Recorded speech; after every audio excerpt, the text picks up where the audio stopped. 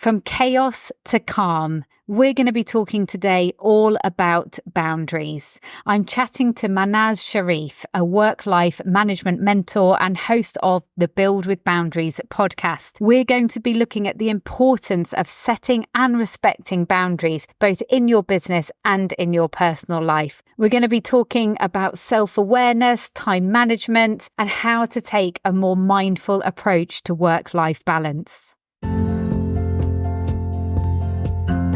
You're listening to the Life Friendly Business podcast, where we lift the lid on the reality of running a business around family life and shine a light on the mindset gremlins which may well be stopping you from stepping into your zone of genius.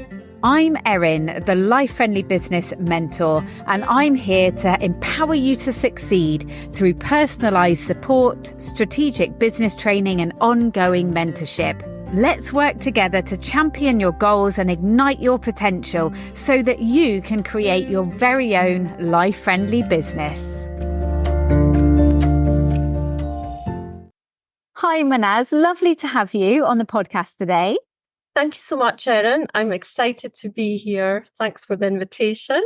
You're welcome. And I know we've got very aligned values when it comes to how we should be approaching, or how we can approach, not necessarily should, our businesses. But first of all, I'd love to hear a bit of background on you and how you started running your own business in the first place. Absolutely. Well, the key moment in my life, which was probably key for a lot of people, was when lockdown hit.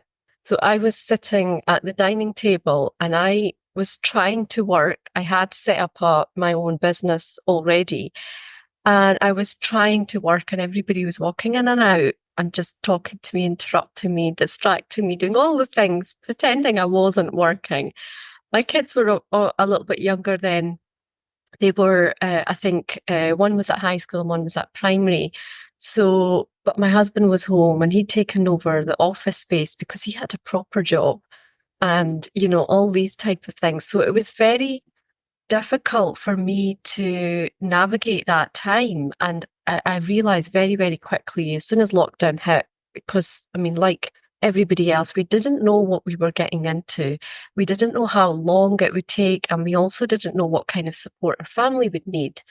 So having younger children and being the mum, we take it all on us that we have to be there for everyone. And I thought, right, I realised and recognised I'd fallen into this overworking trap.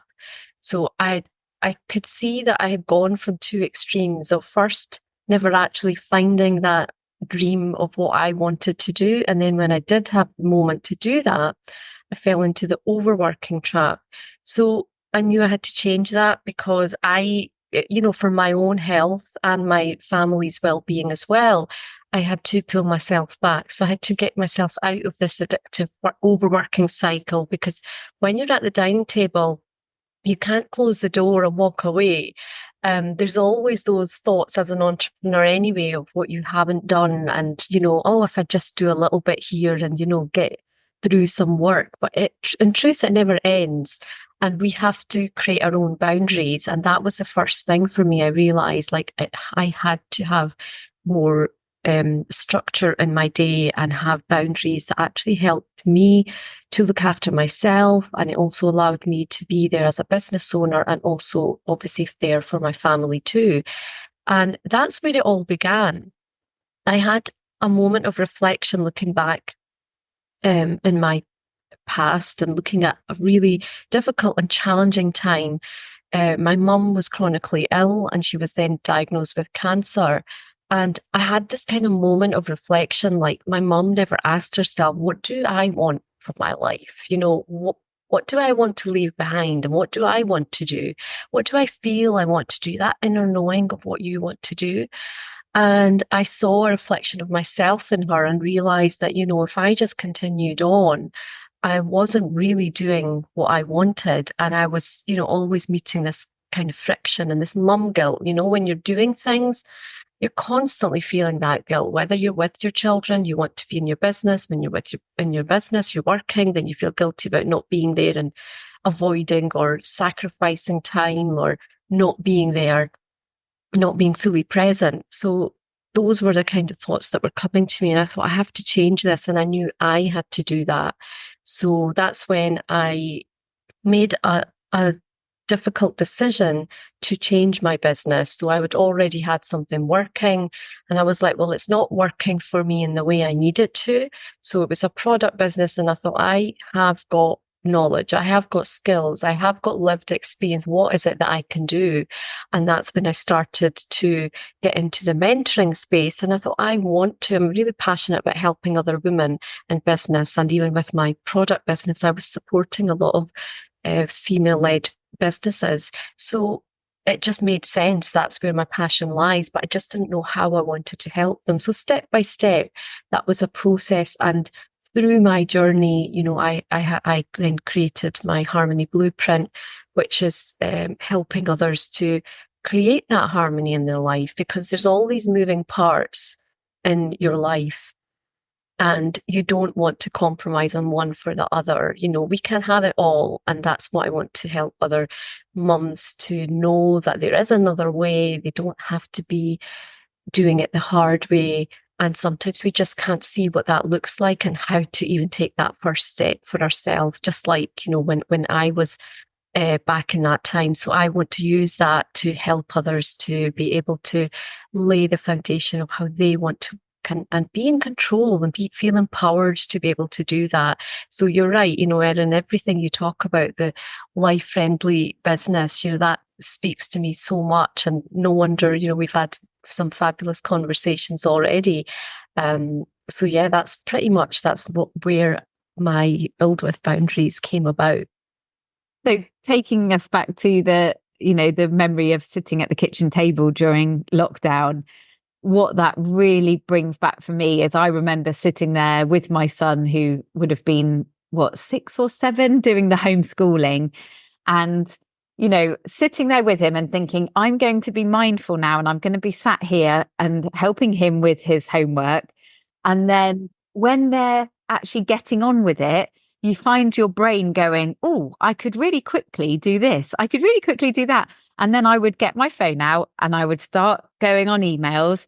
And then he'd be like, Mum, what about this? And then I'd snap, and I'd be irritated. Yeah.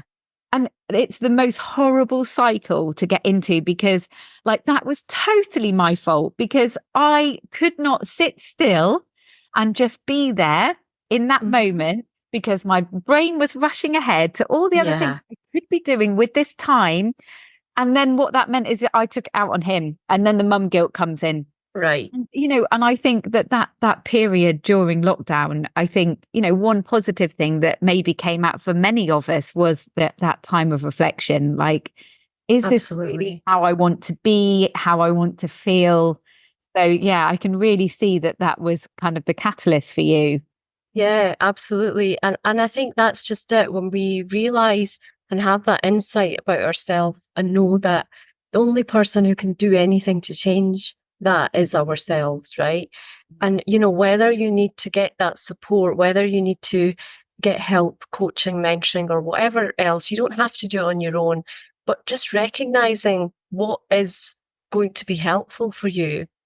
We get stuck. It's almost like being in the center of a storm.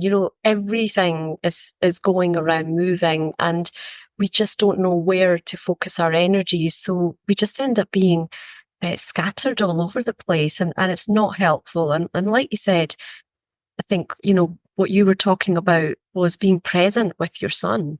And we can't be present when we're constantly thinking about something else. That brings us on to multitasking. We just assume that it's the best thing to do, but is it? Have we ever questioned it? And, taking that moment, and I think having that reflection is really powerful. I think as well that, especially when one of the biggest challenges we face is overwhelm with all the things that, not only have we got the invisible load as mothers with all the stuff we're thinking about with the family and caring for people and all those things, but then it's all the other tasks that we have to do in our business.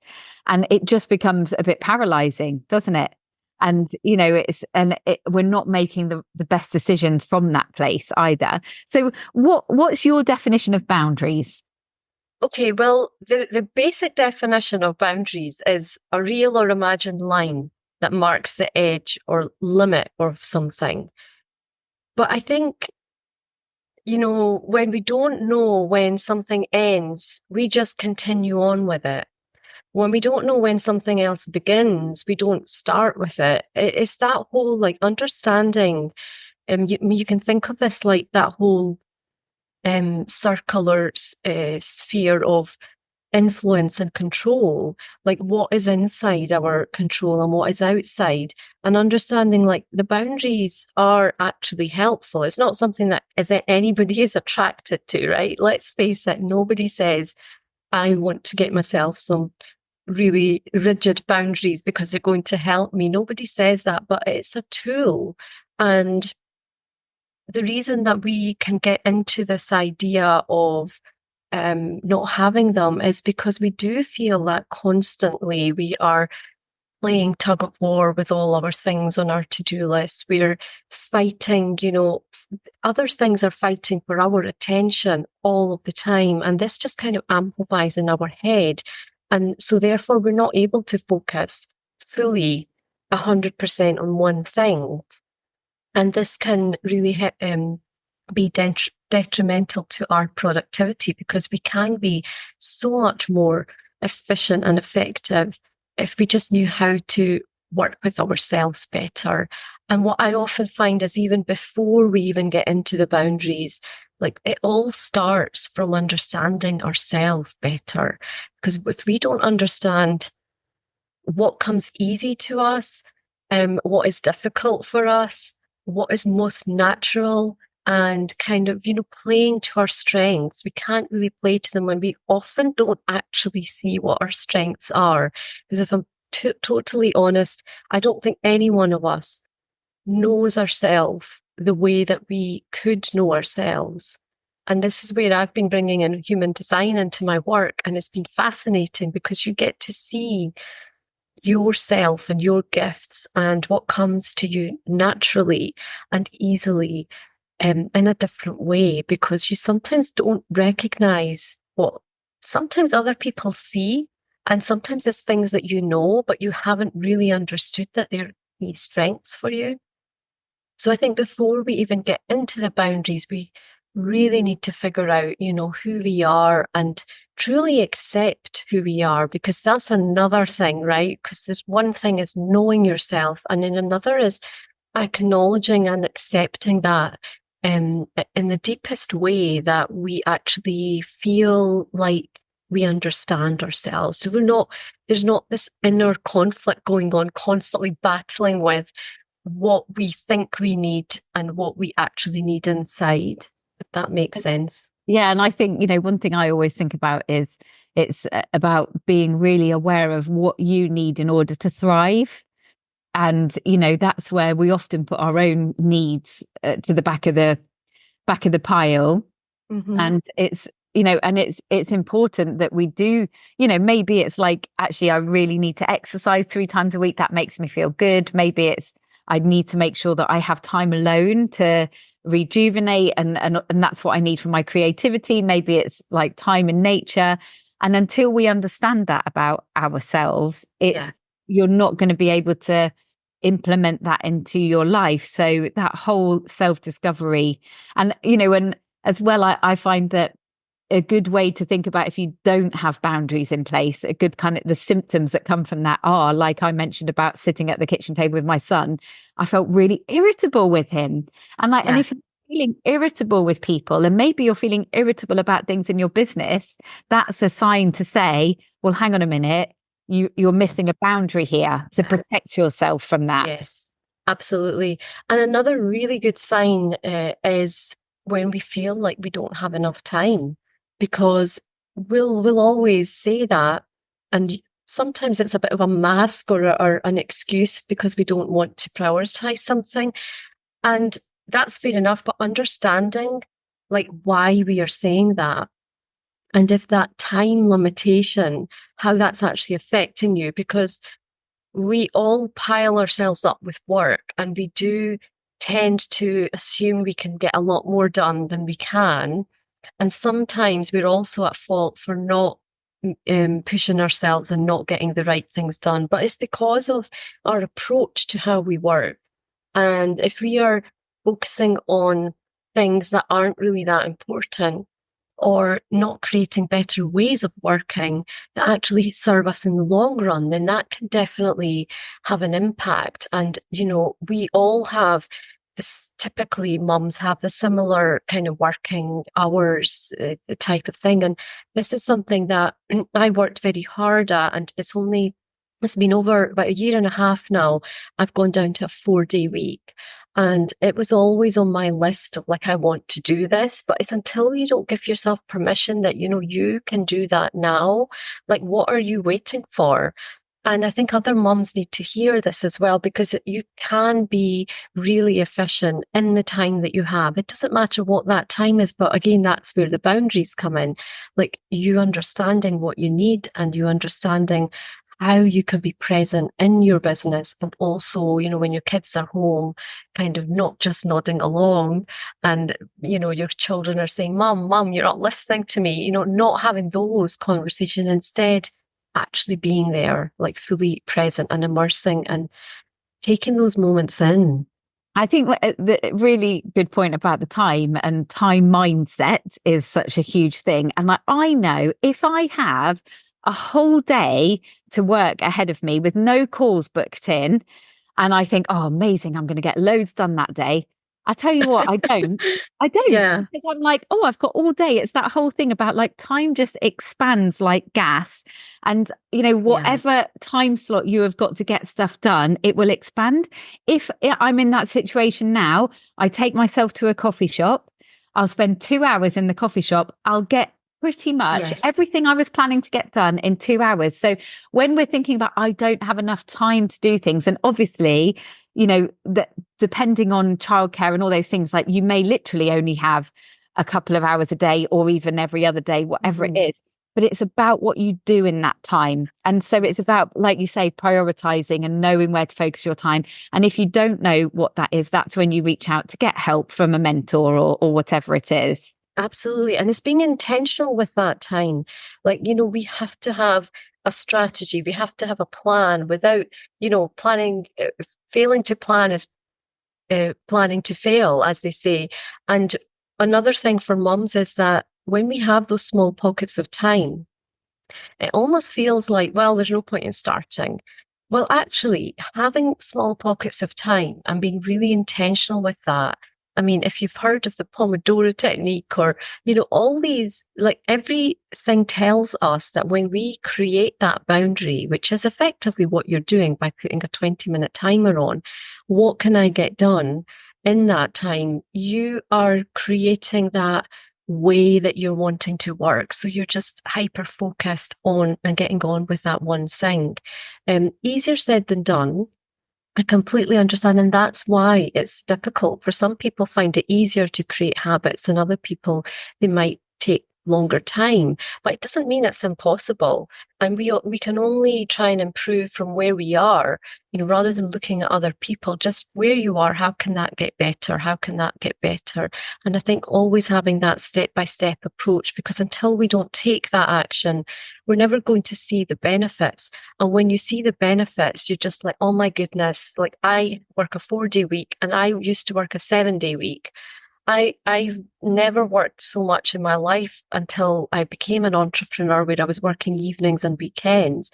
And to go from that to reducing my hours by nearly 50%, it's something like 45 to 50%, which really made me think. And I get more done now than I did then. Like, that's telling us something. And we have to see these examples to know that it is possible. What other examples of putting boundaries in place have been helping your clients? Boundaries, goodness. So boundaries can look very different.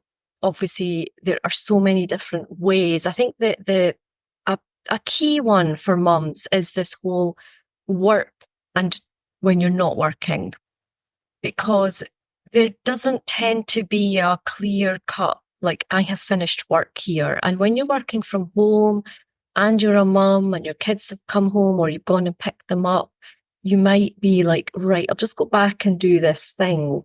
It's very tempting as an entrepreneur, but I think having those boundaries is super, super powerful. It's like having bookends on your bookshelf for your working day. And I always say that I think starting with something like that is really helpful, because that's just like, we're not even going into any boundaries with people and getting difficult. This is just simply, when do you want to start and stop your time, right? It sounds simple, but how often do we all do that? I mean, there are always times that maybe your business needs something else, and it should be a one-off rather than a normal, and creating what's normal for you in your business, like understanding what you need and having those bookends, I think is really helpful. So if any listeners are thinking, where do I start? I think that's a great place to begin.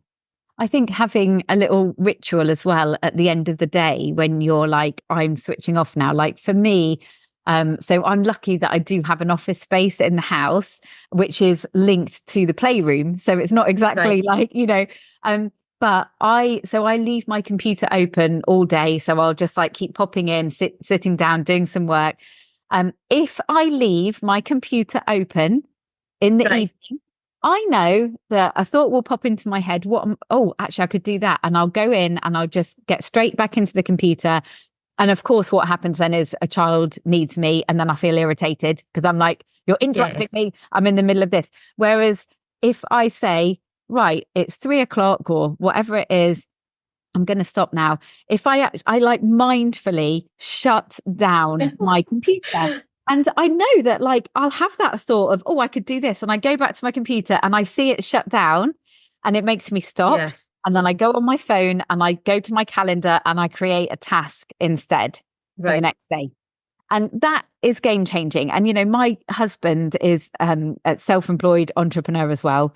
And he is so reactive. I mean, I think it's impossible to coach your own husband, but he is so reactive that he will literally think, I need to do this Canva image. And no matter what time it is, no matter what's going on, he'll get his laptop out and he'll be straight in it. And then he's zoned out of everything else and it drives me nuts. And so it's really helped me as well too, because, these are the things that you see in other people and you're like, I don't want to do that because I know that I want to be present in this moment. But it's all those things. It's like, it's a really small thing, but just mindfully pressing shut down instead of putting it on to sleep, with your. I love that. I love that. And it's not until you've said that I realized that is actually what I do. And I think the power of switching that off means that you walk away and you know that you can't have an excuse like the computer is waiting for me, because it almost feels like if it's on sleep, you're waiting to do something. And our brain has got too many thoughts going on as it is. Adding this extra thing about needing to do something, like the world is not going to, nothing's going to end. Nobody's going to die just because you didn't do an extra hour's work. And can it wait until tomorrow? Yeah. Like you've just shared, perfect example, like write that down. I mean, I normally, if it's really important, if I've got my phone, I can put it into my notes. I use Trello, or I'll just scribble it in my diary for the next day. And it's like, if it's something like a really high priority, like I don't want to forget this, I'll just stick it in at the start of the day for the next morning so that I see it. You get it out of your head. I think this is the other thing. We just add things to our to-do list that's up here, and that's not helpful. No, and I think that what happens is we kid ourselves that we think, but it will only take a minute, so I'll just get it done now. But what you're doing is then switching from parent mode, from wife mode, partner mode, whatever it is, into work mode, doing something, and then you're expecting yourself to be able to switch off and relax. Yeah. So it's like, it's helping ourselves out here by having those boundaries. So what's a good way that we can change how we're approaching our boundaries and how we're viewing that? Yeah, so I think this is the key, that if we don't feel that we need boundaries or to work on our boundaries, because I mean, we all have boundaries, right? even if they're non-existent or people are walking all over them, they're still there. And chances are, if you try and implement things, it will feel like everybody around you resists them because you've never had them before. For example, I've been there, done that. I know how that feels. So I want to change how people view boundaries, because I think that's so important, to change our perspective. And as I said before, I don't think boundaries feel attractive. The word and the whole thing, it almost feels like either you are putting yourself in a cage or you're putting somebody else in a cage. And either way, you're pushing things away, you're distancing yourself.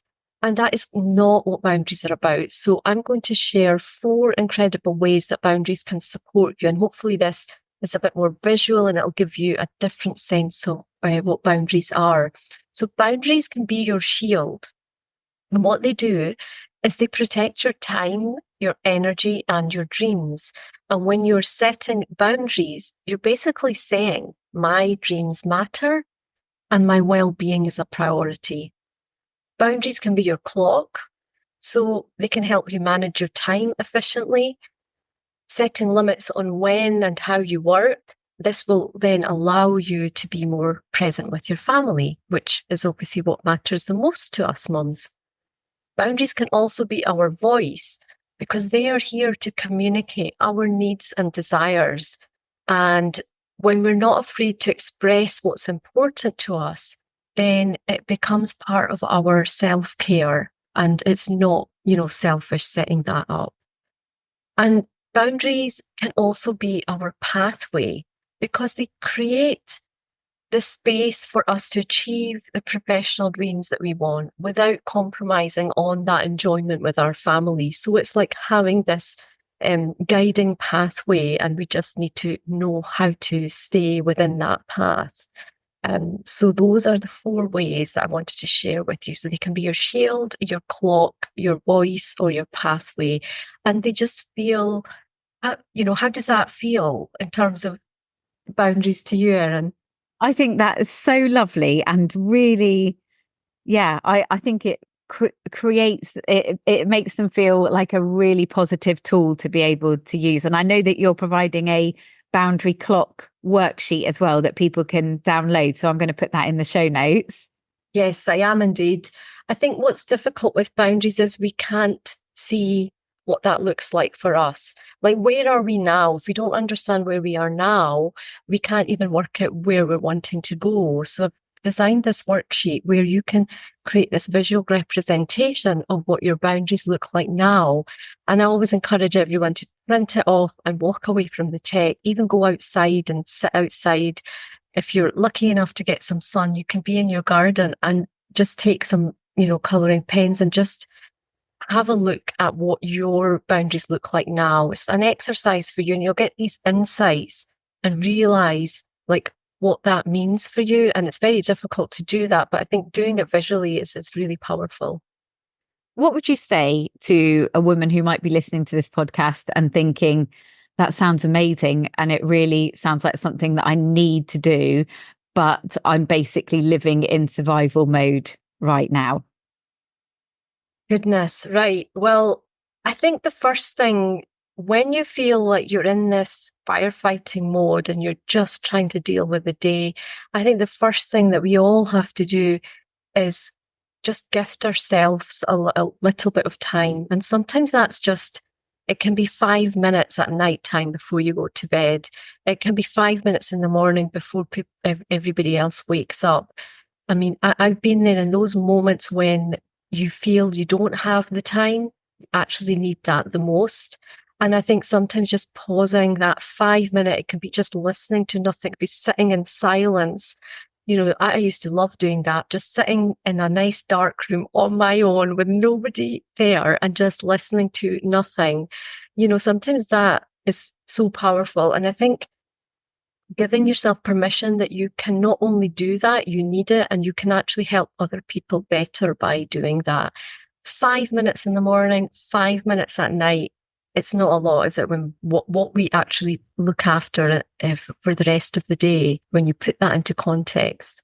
Absolutely. Thank you so much. And how can people get in contact with you? I'm over on LinkedIn, so feel free to connect with me, Mahnaz Sharif, on LinkedIn. Send me a DM. And I've got a podcast, so you can check that out too. Build with Boundaries podcast. And the link for the Boundary Clock will be in the show notes, buildwithboundaries.com/clock. So I look forward to seeing what your insights are. And I think it's just so exciting when we can look at things differently and things start to change because we look at things differently. And it is so powerful, and it's absolutely possible for all of us. So yeah, thank you so much, Erin. Thank you. That was wonderful. Thanks. Having clarity on where you are now, what you want to achieve, and how you're going to get there is the crucial first step for designing your plan for business growth. Download my free Clarity Workbook now at lifefriendlybusiness.com/Clarity Workbook and feel clearer within just 20 minutes.